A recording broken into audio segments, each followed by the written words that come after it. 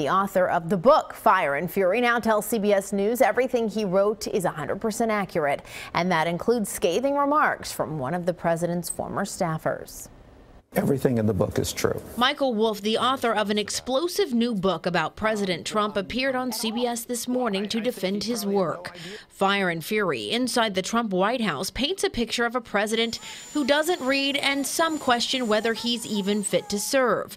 President Trump fired back on Twitter, saying he is a genius, and a very stable genius at that. I consider it a work of fiction. The president also says Wolff doesn't know him at all. I never interviewed with him in the White House at all. He was never in the Oval Office. We didn't have an interview. Wolff was less definitive when asked whether or not he interviewed the president. I think he probably had no idea he was speaking to me for this book. When I would meet the president in the White House, we would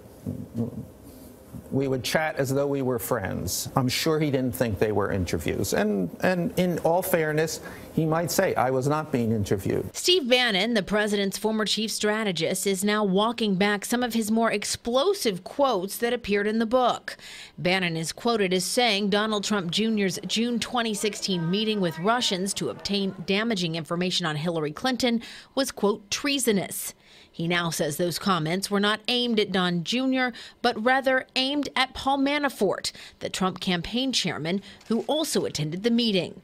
But it may be too little too late to repair the damage with President Trump, who now calls him Sloppy Steve. I guess Sloppy Steve brought him into the White House quite a bit, and it was one of those things. That's why Sloppy Steve is now looking for a job. Bannon now calls Donald Trump Jr. a patriot and a good man. Bannon also insists there was no collusion between the Trump campaign and Russia.